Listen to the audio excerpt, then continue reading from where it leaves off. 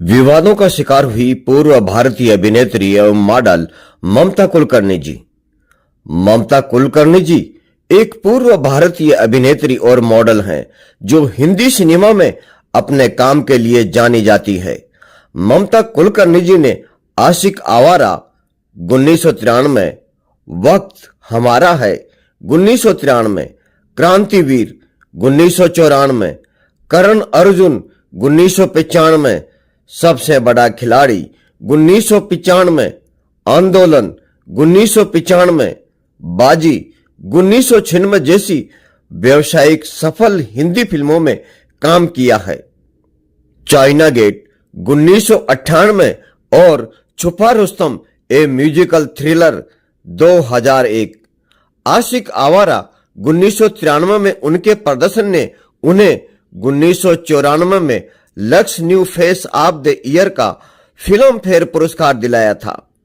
श्री राकेश रोशन जी द्वारा निर्देशित ब्लॉकबस्टर करण अर्जुन 1995 में ममता कुलकर्णी जी ने सलमान खान के साथ अभिनय किया था। फिल्म कभी तुम कभी हम में अपनी उपस्थिति के बाद ममता कुलकर्णी जी ने फिल्म उद्योग छोड़ दिया था।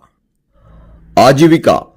ममता कुलकर्णी जी ने अपने फिल्मी कैरियर की शुरुआत 1992 में आई फिल्म तिरंगा से की थी। 1993 में उन्होंने आशिक आवारा में अभिनय किया, जिसमें उन्हें lux new face of the year का फिल्म फेयर पुरस्कार दिलाया। वह वक्त हमारा है 1993, क्रांतिवीर 1994, करण अर्जुन 1995, सबसे बड़ा खिलाड़ी 1995 और बाजी 1995 जैसी कई लोकप्रिय फिल्मों में नजर आई। इन सभी फिल्मों में उन्होंने ज्यादातर मुख्य अभिनेता की प्रेमिका की भूमिका निभाई थी। कुछ चीजें तब बदल गई जब श्री राजकुमार संतोषी जी, जिनकी पिछली फिल्म घातक लेथल 1996 में उन्होंने एक गाने में केमियो की भूमिका निभाई थी, ने उन्हें अपनी 1998 की फिल्म चाइना गेट, जो सेवंथ समुराई की एक महत्वाकांक्षी रीमेक थी, में मुख्य महिला भूमिका के लिए कास्ट किया था। हालांकि चीजें योजना के अनुसार नहीं हुई। श्री राजकुमार संतोषी जी और ममता कुलकर्णी जी के बीच रिश्तों में खटास आ गई। अफवाहें फैलने लगी कि ममता कुलकर्णी जी को फिल्म से हटा दिया गया था और गैंगस्टर छोटा राजन द्वारा उनकी ओर से हस्तक्षेप करने के बाद ही उन्हें बहाल किया गया था। आखिरकार जब फिल्म रिलीज हुई तो इसकी कमाई औसत रही। इसके अलावा फिल्म का एकमात्र गाना आइटम नंबर छम्मा छम्मा उर्मिला मातोंडकर जी पर फिल्माया गया था।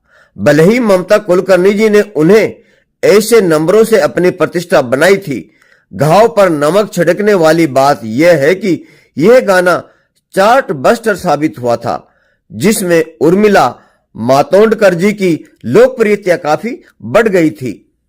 घटनाओं से क्रोधित और निराश होकर ममता कुलकर्णी जी ने श्री राजकुमार संतोषी जी पर हमला किया और उन पर उनका स्क्रीन टाइम काटने का आरोप लगाया, क्योंकि उन्होंने उनकी बात मानने से इनकार कर दिया था। श्री राजकुमार संतोषी जी ने फिल्म से संबंधित सभी अफवाहों का खंडन किया और मामले को शांत कर दिया गया। हालांकि यह ममता कुलकर्णी जी के कैरियर के लिए बड़ा घातक साबित हुआ था।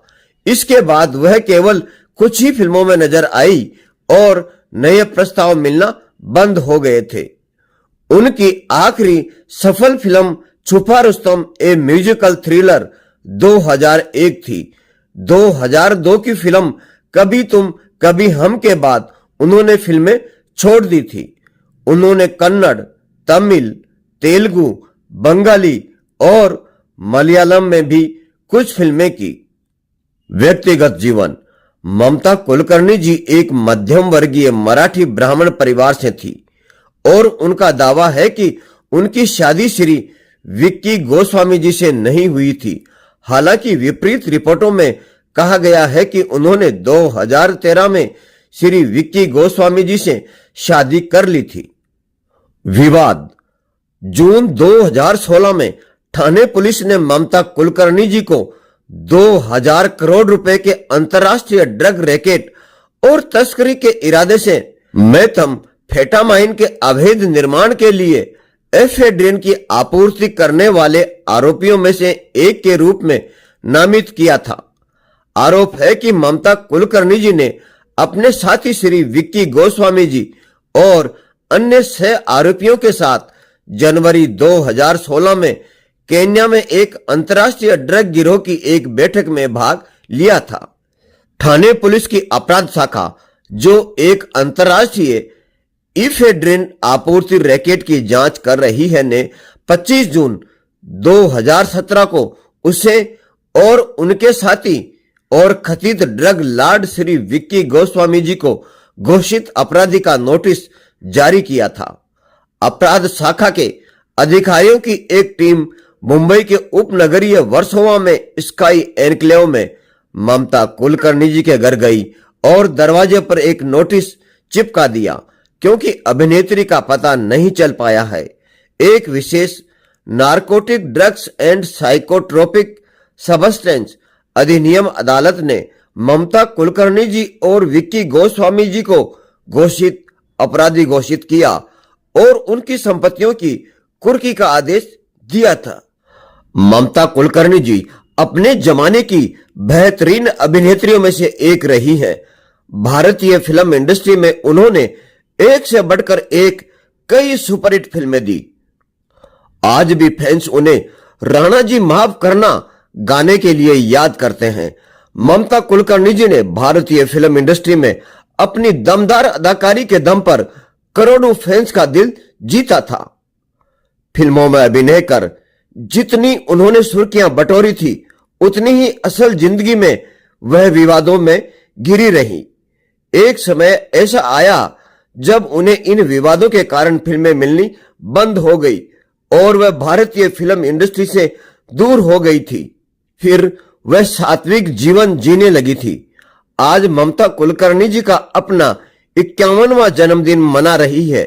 इस मौके पर जानते हैं ममता कुलकर्णी जी से जुड़ी कुछ खास बातें। ममता कुलकर्णी जी का जन्म 20 अप्रैल 1972 को मुंबई में हुआ था। ममता कुलकर्णी जी ने साल 1992 में आई फिल्म तिरंगा में हिंदी सिनेमा में कदम रखा था। फिर उन्हें आशिक, आवारा, क्रांतिवीर, वक्त हमारा है, सबसे बड़ा खिलाड़ी और करण अर्जुन जैसी कई हिट फिल्मों में काम किया। लगातार एक के बाद एक कई हिट फिल्में देकर ममता कुलकर्णी जी जहां सफलता की सीढ़ियां चढ़ने लगी थी, लेकिन एक समय उनका फिल्मी कैरियर डगमगाने लगा और वह विवादों की शिकार हो गई थी। दरअसल साल 1993 में ममता कुलकर्णी जी ने स्टार डस्ट मैगजीन के लिए टॉपलेस फोटोशूट करवाया था। 90 के दशक में बोल्ड फोटोशूट करवाना उनके लिए परेशानियों का कारण बन गया। हर तरफ इन तस्वीरों ने तहलका मचा दिया था। कहा जाता है कि ममता कुलकर्णी जी की ये तस्वीरें ब्लैक में भी बेची गई थी, लेकिन यह हरकत उन पर बहुत भारी पड़ी, क्योंकि उन्हें बोल्ड फोटोशूट करवाने के बाद 15,000 रुपए का जुर्माना भी भरना पड़ा था। इतना ही नहीं, ममता कुलकर्णी जी की इस हरकत से गुस्साए लोगों ने सड़क पर उतरकर विरोध प्रदर्शन करना शुरू कर दिया था और अभिनेत्री ममता कुलकर्णी जी को जान से मारने की धमकी तक मिलने लगी थी।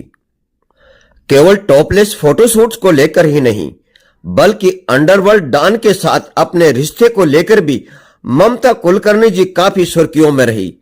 अभिनेत्री को लेकर कहा जाता है कि श्री राजकुमार संतोषी जी की फिल्म चाइना गेट में ममता कुलकर्णी जी को आधी शूटिंग के बाद बाहर कर दिया गया था, लेकिन जब अंडरवर्ल्ड छोटा राजन को इस बात की खबर हुई तो उनके इशारों पर अभिनेत्री को वापस फिल्म का हिस्सा बनाया गया। बाद में कहा जाने लगा कि इंडस्ट्री में ममता कुलकर्णी का सफलता पाना अंडरवर्ल्ड डॉन के कारण मुमकिन हुआ है। अंडरवर्ल्ड डॉन, छोटा राजन और ममता कुलकर्णी जी के रिश्ते की खबरें इंडस्ट्री में आग की तरह फैलने लगी, लेकिन हर बार उन्होंने इन खबरों को महज अफवाह करार दिया।